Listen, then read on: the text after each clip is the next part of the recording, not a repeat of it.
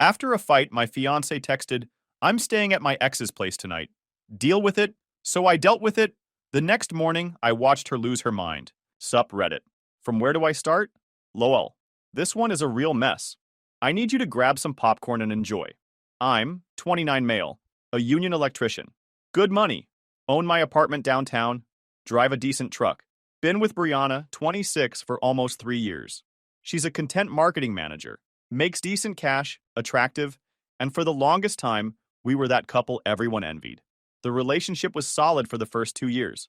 She had her own place across town. We split everything 50-50. She never acted like I owed her anything.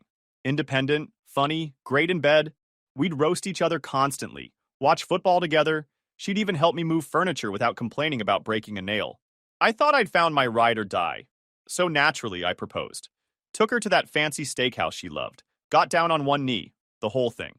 Spent 3 months' salary on the ring because she'd been dropping hints about wanting something that would make her friends jealous.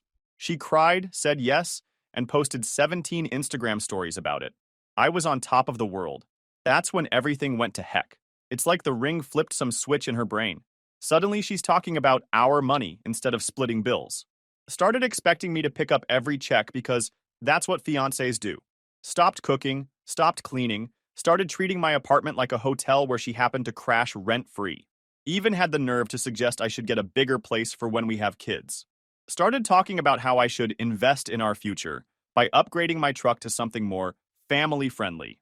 Translation: she wanted me to take on a $60,000 car payment so she could look good in the school pickup line.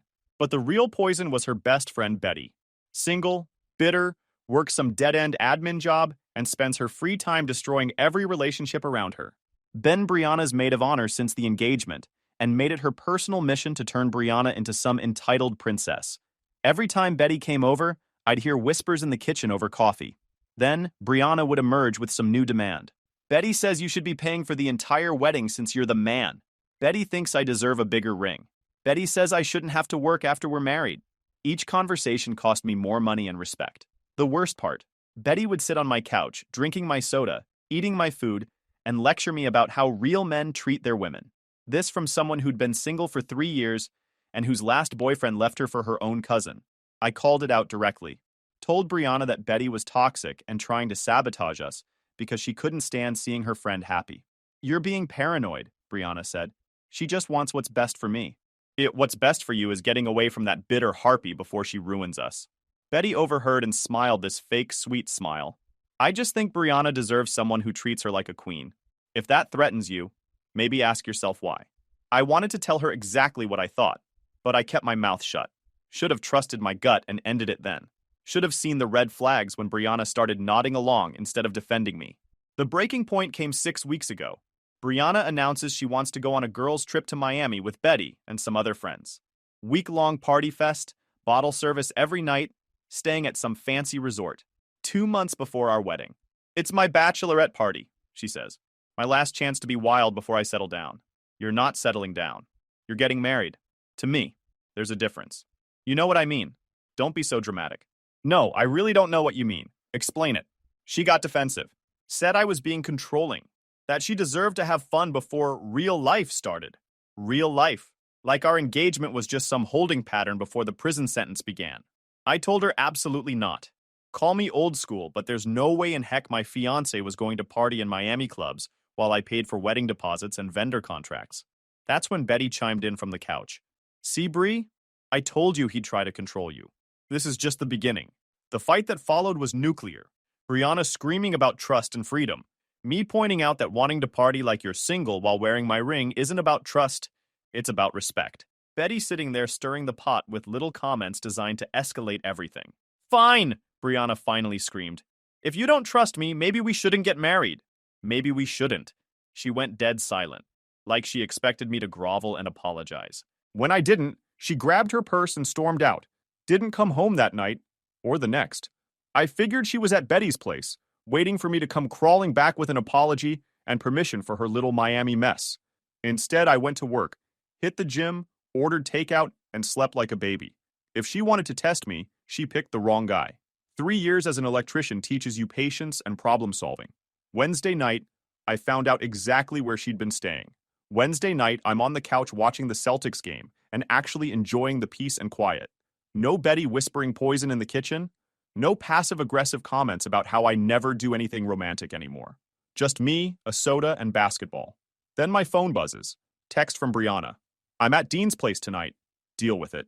Dean, her ex from college. The one she claims is just a friend, but gets weird whenever his name comes up. The one who randomly texts her whenever we have a fight. I'd met him once, typical finance bro type who still thinks he's in a fraternity. I stared at that message for a full minute. Read it 3 times to make sure I wasn't seeing things.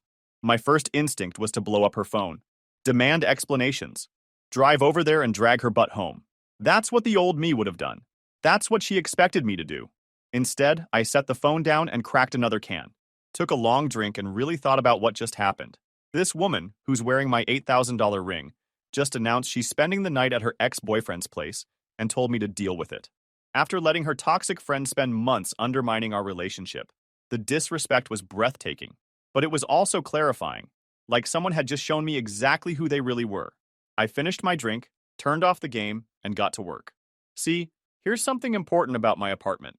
It's mine. My name on the lease, my security deposit, my furniture, my everything. I pay $2,400 a month for a 1-bedroom downtown because I can afford it, and I like living alone. Brianna moved in 8 months ago and contributed to groceries and utilities. That's it. She was basically a guest who'd overstayed her welcome. Time for checkout. I started packing her stuff. Not angry, not rushed. Her clothes, makeup, that collection of plants she was always fussing over. Her books, everything. Used good boxes from recent Amazon deliveries. Even bubble wrapped the fragile stuff because I'm not a complete jerk. The whole time, my phone stayed silent. No follow-up texts, no apology, no just kidding. Nothing. She really meant it. 3.5 hours later, every single thing she owned was packed and loaded in my truck. The funny part? I knew exactly where Dean lived. Brianna had me drop her off there once for some group study session a few months back. Told me not to come up because Dean's roommate doesn't like strangers. Should have been a red flag then. Made 4 trips between midnight and 2 a.m. Stacked everything neatly outside Dean's apartment door like a professional moving service. Even left a note. Since you're staying here anyway, Jackson. Drove home feeling lighter than I had in months. Went to Home Depot first thing in the morning and bought smart locks. Installed them myself while drinking coffee and listening to podcasts. Took my time, did it right. Went to work like it was any other Thursday. Because it was. Around lunchtime, my boy Riley texted me. He lives in Dean's complex, works from home doing freelance graphic design. Has 0 filter and the sharpest tongue in the city.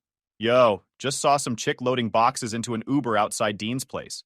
She looked rough. Is everything good? I sent him screenshots of the text exchange. Holy crap, dude. That's some next-level disrespect.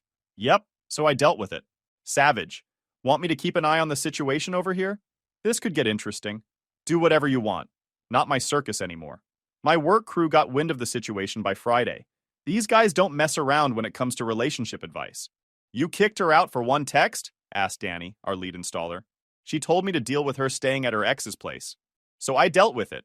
Darn right, said Big Sean, nodding approvingly. That's some alpha move right there. Most guys would have gone crying to her door. My wife tried that kind of power play once, Danny added. I shut it down quickly. You let them get away with that stuff. They'll walk all over you forever. But I was definitely curious about how this would play out. And Riley never disappoints with his intel. Thursday night, I slept like a baby. First full night's sleep I'd had in weeks without someone sighing dramatically every 5 minutes about wedding planning stress, or how her friends' engagements were so much more romantic. Friday morning, 7:45 a.m. sharp. Sounds like someone's trying to break down my door. Look through the peephole. It's Brianna, looking like she'd slept in a dumpster. Hair everywhere. Yesterday's makeup streaked down her face, shaking with rage. Jackson! Open this door. My key doesn't work. I took my time making coffee first. French press, good beans, the whole ritual. Let her pound and scream for a good 5 minutes while I checked work emails. When I finally cracked the door, keeping the chain latched, she looked ready to commit murder. Morning, sunshine. Sleep well? What did you do to my key? Your key? That was my spare key that I let you borrow. I upgraded the locks. Only residents get the codes. I am a resident. Were, past tense. You moved out Wednesday night, remember? Dean's place? Her face went through this amazing transformation.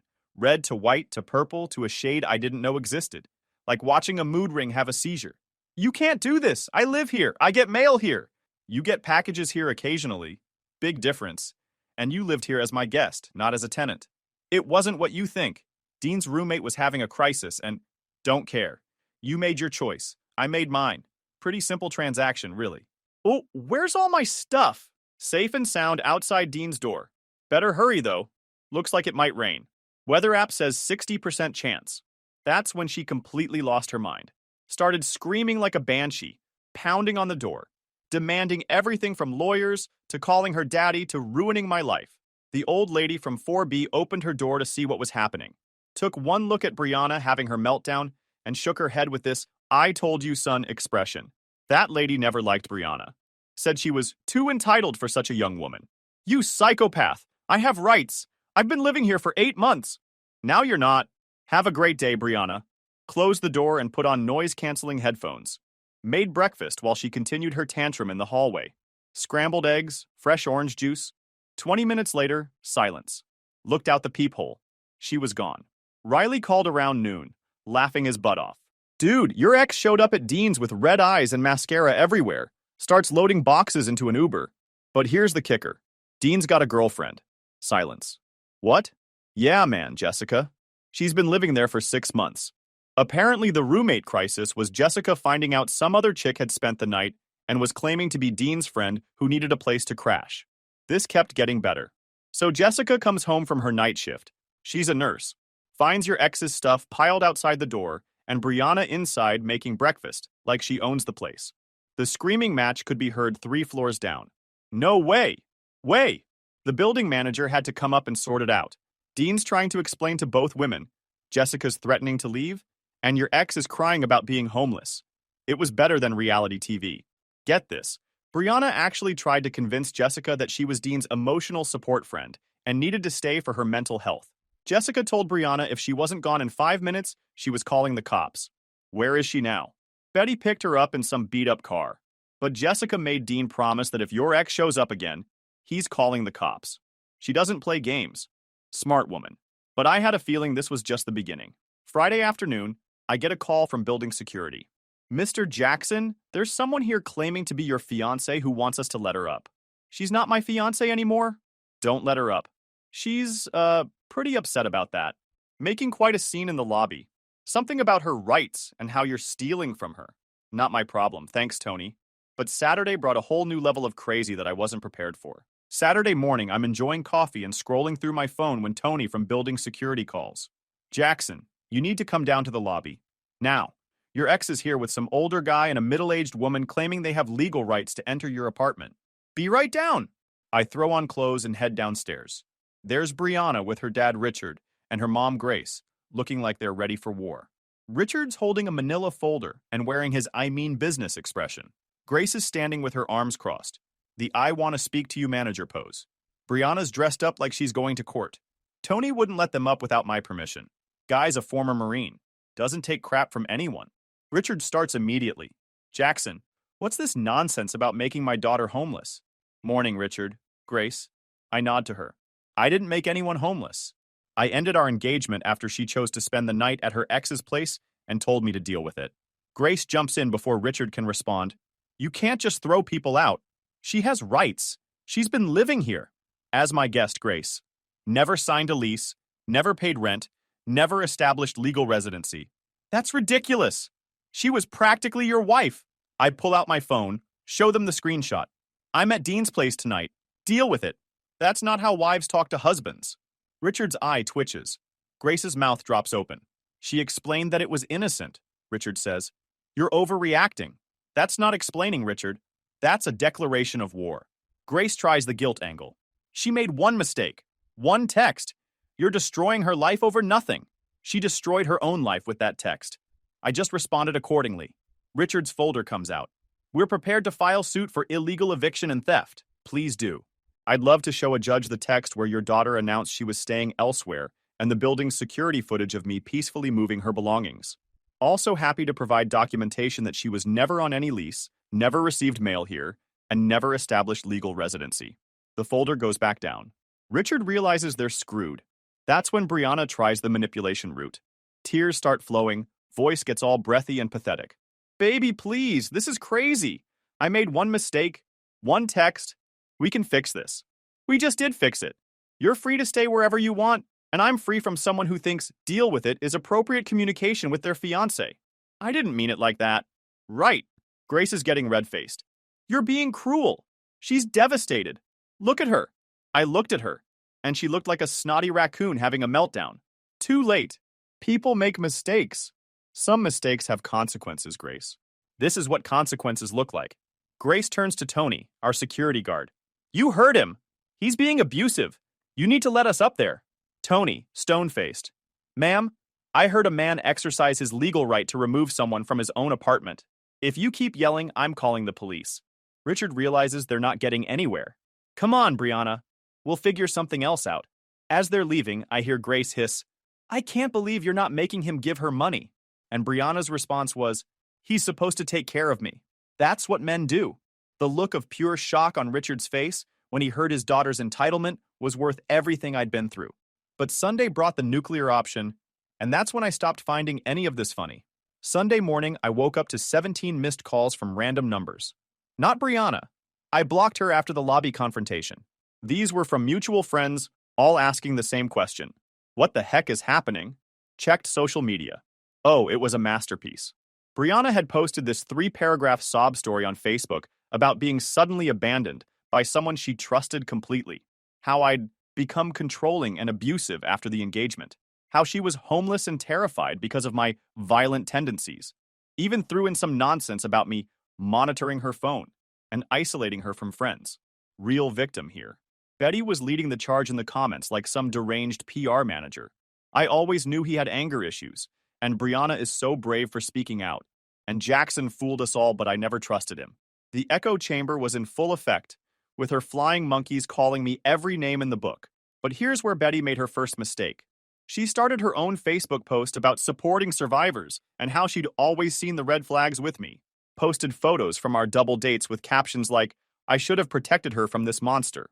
I posted exactly one response. A screenshot of her text and my simple okay reply. Nothing else. Let the evidence speak for itself. The tide started turning in the comments. My friends asking for context. Her friends demanding I tell the truth about what I'd done to her. Then Jessica, Dean's girlfriend, dropped a nuclear bomb. Is this why you showed up at my apartment with boxes claiming to be Dean's girlfriend? While I was standing right there, after spending the night uninvited?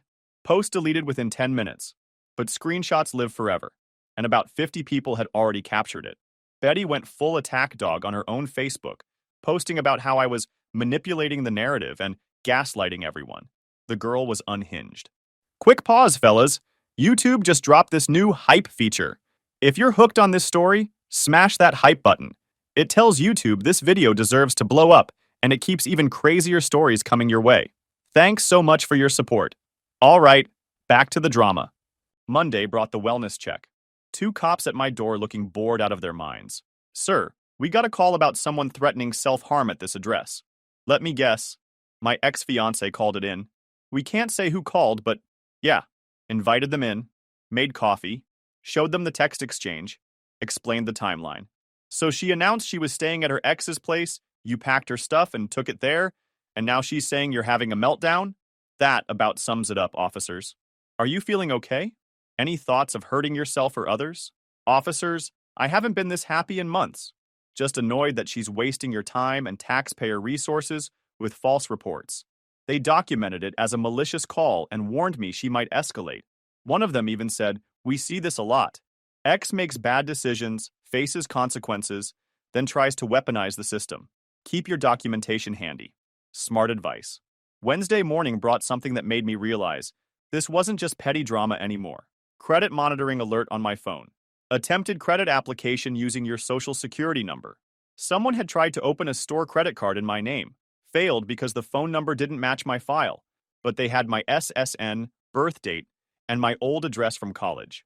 One guess who? I called the credit company immediately. They confirmed all the details. Attempted $2,000 limit card. All my personal information. Wrong phone number. Froze my credit across all 3 bureaus. Then I called the police. The officer taking my statement was the same one from the wellness check. Your ex-fiancée again? Yep, she's escalating.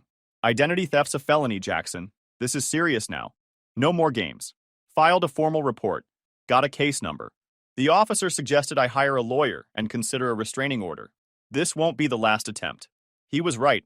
Thursday, I got notifications that someone was trying to reset my email password, my bank password, even my PlayStation account. All attempts were going to an email address I didn't recognize.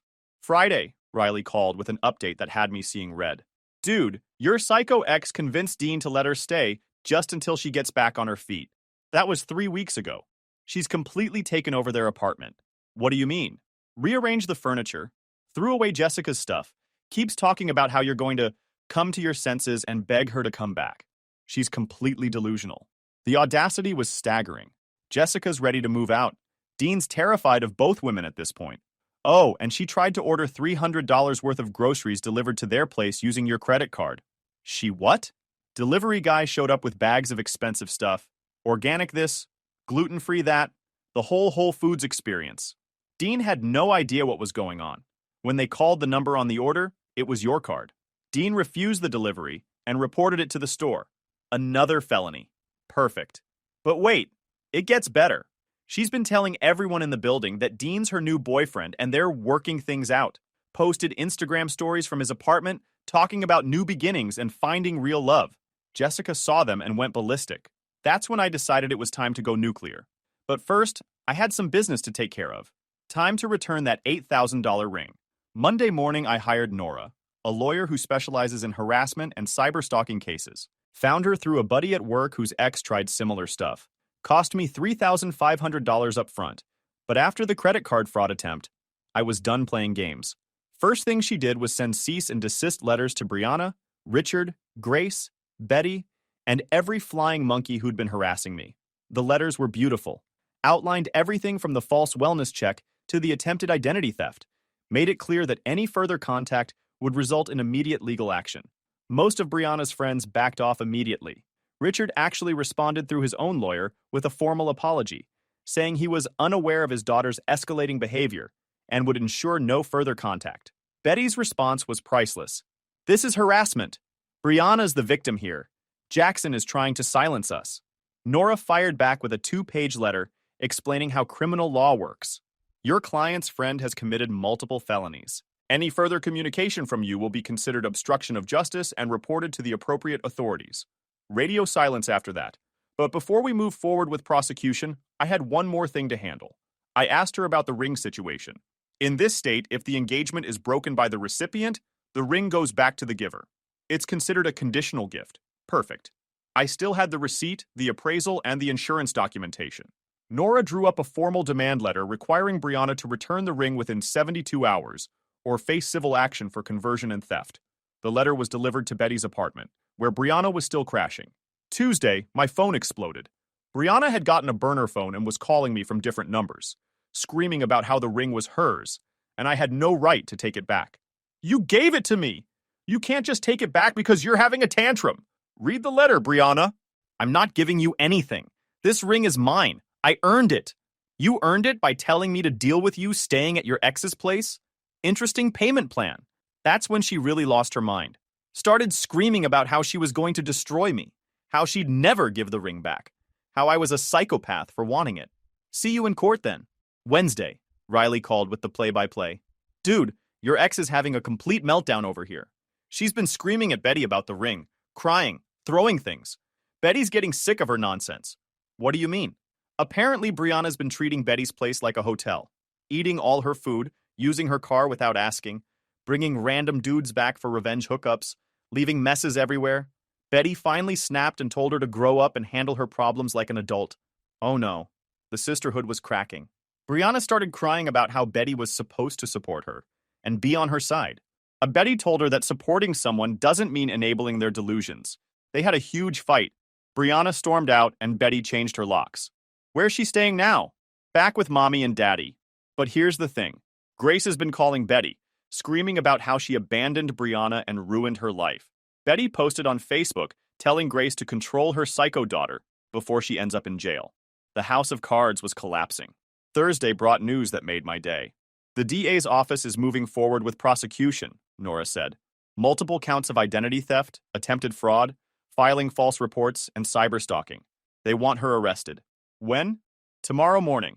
And Jackson? She still hasn't returned the ring. That's another felony. Theft of property over $5,000. Christmas came early this year, but Friday brought something that made me realize this wasn't over yet. Friday morning, I'm having coffee when Nora calls. She's been arrested, multiple felony charges plus the ring theft. But Jackson, there's a problem. What? She claims the ring is lost, says she can't remember where she put it.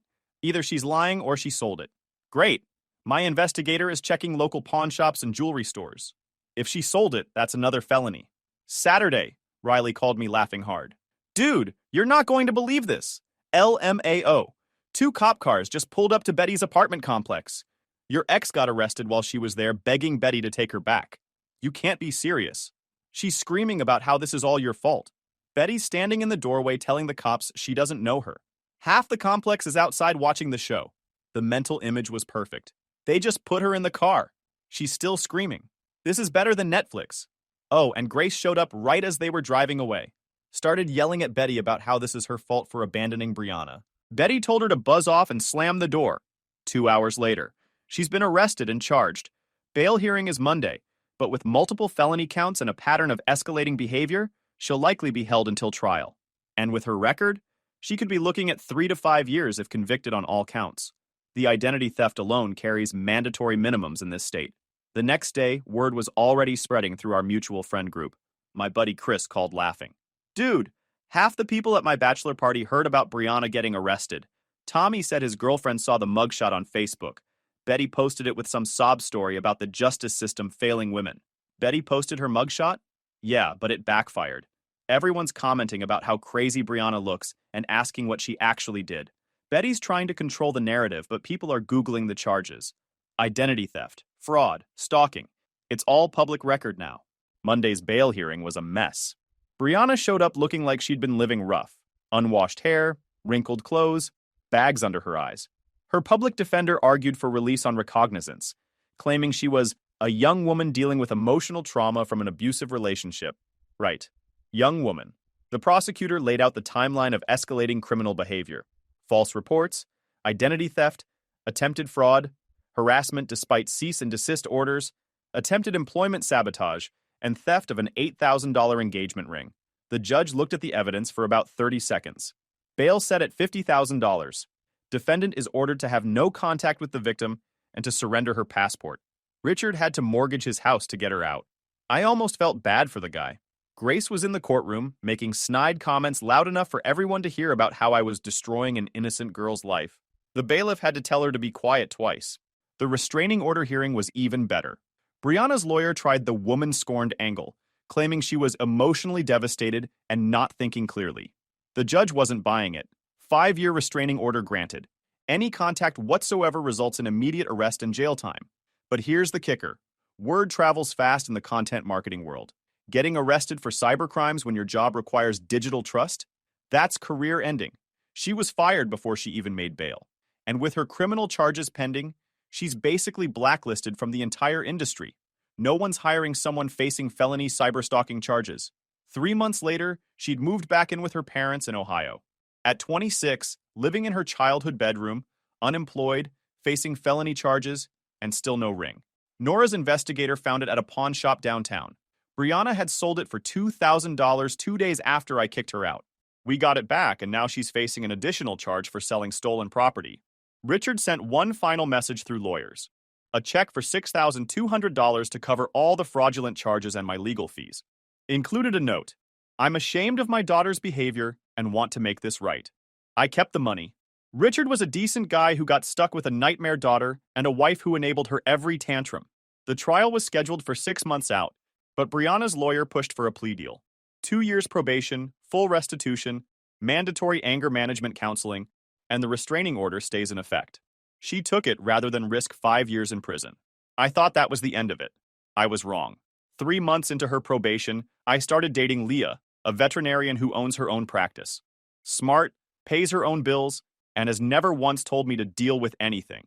That's when Brianna's stalking and harassment kicked into high gear again. 6 months later, I'm doing great. Still in my apartment, picked up some overtime shifts that bumped my pay grade, and Leah and I are solid. The Brianna nightmare felt like ancient history until she found out about Leah through social media. Then the harassment started all over again. She created fake Instagram accounts to stalk Leah's veterinary practice page, leaving one-star reviews claiming Leah was unprofessional and stole someone's fiancé. Leah handled it like a champ, screenshotted everything, reported it to the platforms, and told me she wasn't going to let some pathetic ex control our relationship. But Brianna wasn't done. She started showing up at Leah's clinic, claiming she needed to discuss something important with her. Leah's receptionist recognized her from the photos I'd shown and called security every time. Then this happened. The breaking point came at our mutual friend Chris's wedding. I almost didn't go because there was a chance she might show up, but Leah convinced me we shouldn't let my psycho ex control our social life. Besides, she said, isn't she supposed to be on probation and banned from contacting you? Riley met us there. He'd been looking forward to this wedding for weeks, partly because he's friends with Chris, but mostly because he'd been hoping for exactly what ended up happening. The ceremony went fine. Cocktail hour was great. Good food, better drinks, people I hadn't seen in ages. I was finally relaxing when Riley grabbed my arm with this evil grin. Dude, don't look now. But guess who just stumbled in looking like a complete disaster? I looked anyway. There she was, weaving through the entrance in a wrinkled dress that looked like she'd slept in it, clearly intoxicated. Oh, this is about to be legendary, Riley said, pulling out his phone. I'm getting all of this. This is going straight to the group chat. Brianna spotted me across the room and made a beeline, knocking over a centerpiece and stepping on someone's foot along the way. Jackson! She slurred loud enough for the entire reception to hear. There you are! I knew you'd be here! Conversations died, heads turned, phones came out. The DJ actually turned the music down. Leave. There's a restraining order and you're violating your probation.